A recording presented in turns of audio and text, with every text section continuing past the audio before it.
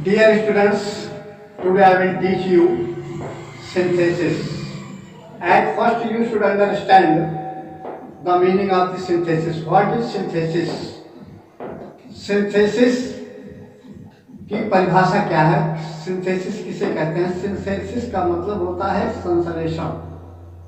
देखिए, to change two sentences or more than two sentences without changing their basic sense into a simple sentence, a complex sentence or a compound sentence is called synthesis. बच्चों, आपको यह समझना होगा कि synthesis किसे कहते हैं। दो या दो से अधिक वाक्यों से एक साधारण वाक्य बनाना, एक मिश्रित वाक्य बनाना अथवा एक कंपाउंड संयुक्त वाक्य बनाने को सिंथेसिस कहते हैं। ध्यान रहे कि सिंथेसिस करते समय जो मूल वाक्य होते हैं, उनके सेंस, जो मूल सेंस है उनका, उसमें किसी भी प्रकार का फर्क नहीं पड़ना चाहिए। तो आज मैं आपको सर्वप्रथम ये बताऊंगा सिंपल सेंटेंस के विषय में।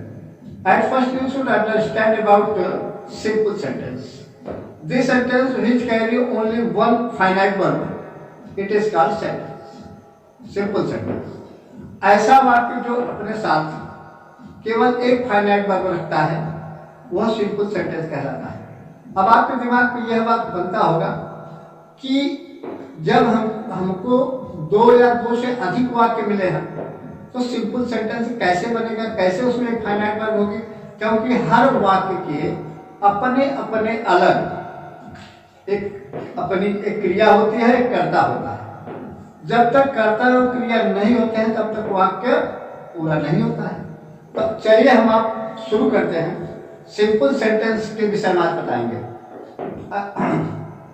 देखिए, सर्वप्रथम by using present participle. Present participle को आपको समझना होगा कि प्रेजेंट पार्टिसिपल क्या है। प्रेजेंट पार्टिसिपल में क्या होता है? क्रिया के बेस फॉर्म में, क्रिया के प्रथम रूप में आईएनजी लगाने से प्रेजेंट पार्टिसिपल बनता है। आईएनजी का मतलब होगा, जिसका हिंदी में अर्थ निकालेंगे तो करते, मतलब किसी कार्य को करते हुए या करके, यह सेंस लेता है। जैसे उदाहरण के तौर पर हम आपको दिखाते हैं। देखिए, Ram is a teacher, Ram एक अध्यापक है। ही टीचेज अस, इन दोनों वाक्यों को हमें सिंपल सेंटेंस में बदलना है। तो हम यह देखते हैं कि पहला वाला वाक्य कथन व्यक्त कर रहा है, दूसरा वाला कार्य व्यक्त कर रहा है। तो ऐसी स्थिति में जो वाक्य कार्य व्यक्त करता है, कथन व्यक्त करता है, उसकी क्रिया जो इज आर वर्ड होती है उसको हम बीइंग में बदल देते हैं, इसको इज को। तो अब देखिए, बीइंग अ टीचर कामा, कामा तो यहाँ पर पहले वाक्य का फुल स्टॉप है, उसके स्थान पर हम कामा लगा देते हैं।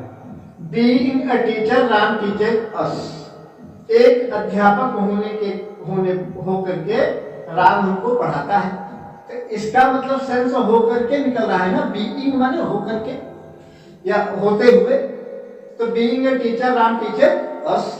तो इस तरह से प्रेजेंट पार्टिसिपल के माध्यम से हम दिए गए वाक्यों को सिंपल सेंटेंस में बदल देते हैं, जिसमें फाइनाइट वर्ब आपकी टीचेज है।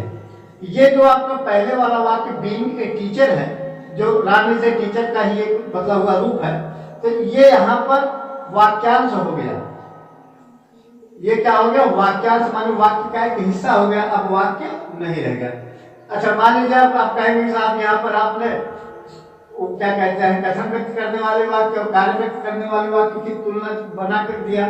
अगर मान लीजिए दोनों वाक्य कार्य व्यक्त कर रहे हो, अगर दोनों वाक्य कार्य व्यक्त कर रहे हो तब ऐसी स्थिति में क्या होगा? तो ये इसका दूसरा उदाहरण यह है, Mohan went home, full stop, he took off his clothes. Mohan घर गया, मोहन अपना कपड़ा उतार दिया। तो देखिए, जहां पर दो कार्य हो रहे हो या अधिक कार्य होते हो, तो जो फाइनल वर्क होता है, जो अंत में कार्य होता है, उसको फाइनाइट वर्ब के रूप में रहने देते हैं। उसके पहले दो कार्य, तीन कार्य जो भी होते हो, माने फाइनल वर्क के पहले जो भी कार्य होते हैं सबको प्रेजेंट पार्टिसिपल में बदल देते हैं। तो हम देखते हैं Mohan went home, he took off his clothes. तो इसको सिंपल सेंटेंस में बनाना है तो जो पहले कार्य हो रहे हैं उनकी मुख्य क्रिया को हम किस में बदल देंगे, प्रेजेंट पार्टिसिपल में। तो इसका अर्थ क्या होगा, गोइंग होम माने घर जा करके या घर जाते हुए, माने there is no interval between the works when we use present participle. जब हम प्रेजेंट पार्टिसिपल के प्रयोग करते हैं तो जो कार्य हो रहे हैं उनमें एक कंटिन्यूटी होनी चाहिए, एक लगातार मतलब एक के बाद एक सिलसिलेवार कार्य होना चाहिए। तो देखिए मोहन घर गया, ही टूक ऑफ हिज क्लोथ्स, यह वाक्य यह शो कर रहा है कि मोहन जब घर में घुसा उसके बाद उसने तुरंत कपड़ा उतार दिया, घुसते ही कपड़ा उतार दिया। इसका अर्थ ये हुआ गोइंग होम, घर जाते हुए, मैंने घर जा करके, जाते हुए नहीं समझेंगे यहाँ पर, जाते हुए कहने का मतलब रास्ते में ही हो गया, माने जब घर पहुंचने का काम समाप्त हुआ तब मोहन अपना कपड़ा उतारा। तो गोइंग होम मोहन टूक ऑफ हिज क्लोथ्स, ये तो हो गया भैया आपको प्रेजेंट पार्टिसिपल के माध्यम से बाय यूजिंग प्रेजेंट पार्टिसिपल। अब दूसरा देखते हैं परफेक्ट पार्टिसिपल में। परफेक्ट पार्टिसिपल में ये होता है कि दो से अधिक वाक्य दिए रहेंगे, उसमें आपको यह ध्यान देना होगा कि दोनों के कर्ता अलग अलग होंगे। जो अभी प्रेजेंट पार्टिसिपल में हमने देखा उसमें दोनों के कर्ता एक हैं। प्रेजेंट पार्टिसिपल का प्रयोग कब होगा, किस दशा में होगा, उसको पहले आप समझ लीजिए। पहले क्या होगा कि दोनों वाक्यों का कर्ता एक हो। दूसरा क्या होगा कि दोनों की क्रिया एक ही टेंस की हो, और there must be a relation, casual relation between the two work.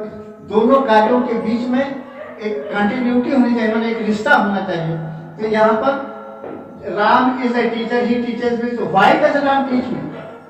Ram teacher, why does Ram teach me? Means Ram teaches me because he is a teacher. तो being a teacher Ram teacher me, ये हो गया। Mohan went home, he took off his clothes, माने as Mohan reached his home he took off his clothes, माने जैसे ही राम घर पहुंचा अपना कपड़ा उतार दिया। It means there is no interval between the two work. एक बार के समाप्त हुआ तुरंत उसके बाद दूसरा कार्य हो गया। अब देखिए द सन रोज, दूसरा वाला परफेक्ट पार्टिसिपल में, the sun rose the stars disappeared. अब देखिए यहाँ पर हम देख रहे हैं कि पहले का कर्ता द सन है, दूसरे का कर्ता द स्टार्स है, लेकिन दोनों की क्रियाएं जो हैं फाइनाइट वर्ब एक ही टेंस में है। इस स्थिति में जब दोनों के कर्ता डिफर हो और पहले कार्य के होने के कारण ही दूसरा कार्य हो रहा है, जैसे सूर्य के निकलने के कारण ही तारे छिपे, तो जो एक कैजुअल रिलेशन है जिसके कारण तो जो पहला कार्य होता है, पहले सूर्य डूबा, जब पहले सूर्य निकला तब तारे डिस्पेयर हुए। तो जो पहले कार्य हुआ है उसको परफेक्ट पार्टिसिपल्स में बना देंगे और यह नॉमिनेटिव एब्सोल्यूट कर्ता कहलाएगा। दर्शन कौन सा कैसा कर्ता कहलाएगा? Nominative absolute. नॉमिनेटिव एब्सोल्यूट का मतलब होता है इस कर्ता का फाइनाइट वर्ब से कुछ लेना देना नहीं है। ऐसी स्थिति में हम यह देखेंगे the sun having risen, perfect participle के यूज से, the sun having risen the stars disappeared. It is by using perfect participle. अब चौथे प्रकार का जो होता है हम देखेंगे बाय यूजिंग इंफिनिटिव टू। अब क्या होता है, जब इस स्थिति में जब कोई एक कार्य होता है जिसका उद्देश्य कोई दूसरा कार्य होता है, जैसे आई वेंट दिल्ली, आई सा द रेड फोर्ट, मैं दिल्ली गया, मैं ताजमहल देखा। इसका मतलब मैं रेड फोर्ट लाल किला देखा। तो दिल्ली में क्यों गया? दिल्ली में इसलिए गया लाल किला देखने के लिए। It is my object, it is my object to see the red fort. तो ऐसी स्थिति में क्या करेंगे, I went to Delhi to see red fort. इस तरह से इंफिनिटिव के प्रयोग से होगा। देखिए इसका जो थोड़ा से कंजर्वेटिव टाइप का है उसमें देखिए ये क्या है, Ram is so weak he can not run fast. इसमें बच्चे भटक जाते हैं। राम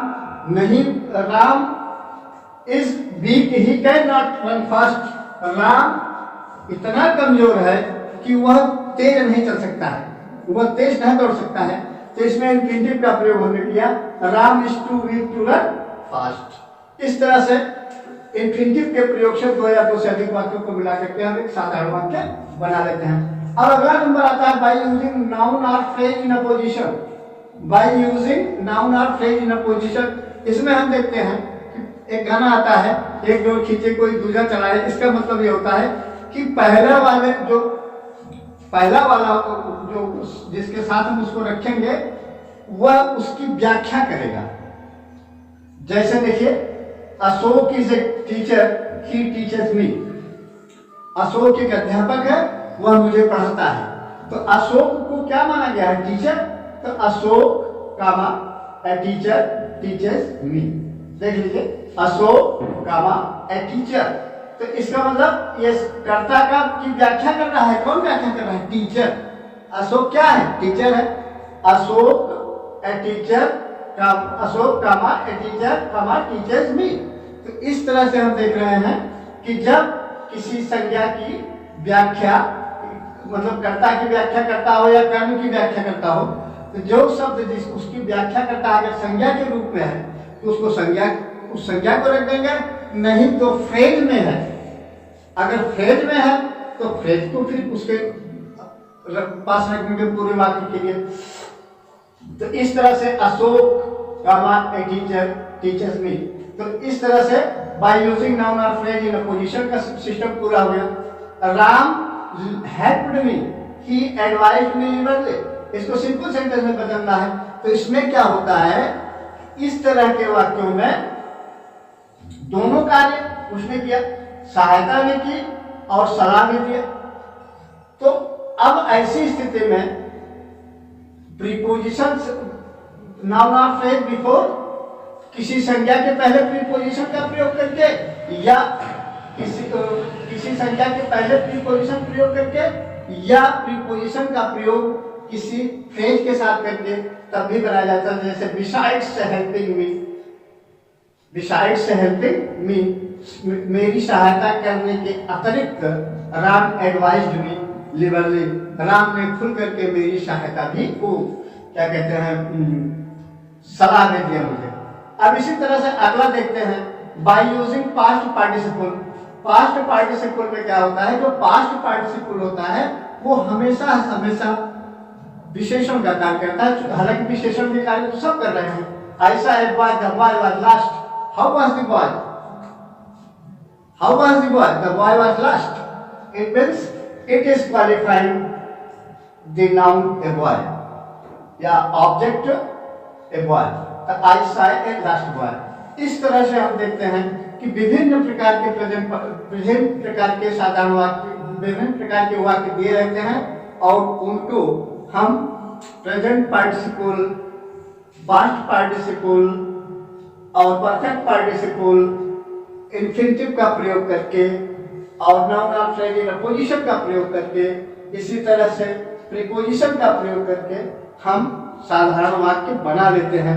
इसके बाद एक और आता है राम वॉक्स, ही वॉक्स स्लोली, माने एडवर्ब का प्रयोग करके। राम वॉक्स स्लोली। तो जब राम वॉक्स स्लोली, स्लोली जो शब्द है यह जो है एडवर्ब है। तो राम वॉक्स स्लोली, राम वॉक्स, ही वॉक्स स्लोली। तो स्लोली एडवर्ब है, सीधा सीधा क्रिया को भी प्रभावित कर रहा है, इसलिए राम वॉक्स स्लोली होगा। इसके अलावा और भी एक है एडजेक्टिव का प्रयोग करके। I saw a boy, the boy was blind, by using an adjective, by using an adjective. I saw a boy, the boy was blind, how was the boy, the boy was blind. It means the blind word is qualifying to word a boy. तो I saw a blind boy, I saw a blind boy. इस तरह से हमारा जो simple sentence है हमने उदाहरणों के माध्यम से आप लोगों को पूरा समझाने का प्रयास किया है। और पूर्णतः इस तरह से अगर मेरा पूरा विश्वास है कि अगर आप लोग इन उदाहरणों को अपने ध्यान में रख करके हल करेंगे तो और भी क्वेश्चंस आपके हल होते जाएंगे। माध्यम केवल यही होगा। आप लोगों से मैं ये कहना चाहता हूँ कि अगर आपको यह वीडियो पसंद आता हो तो आप इसको लाइक करें, शेयर करें और सब्सक्राइब करें। It is my best wishes for you and your success. That's all.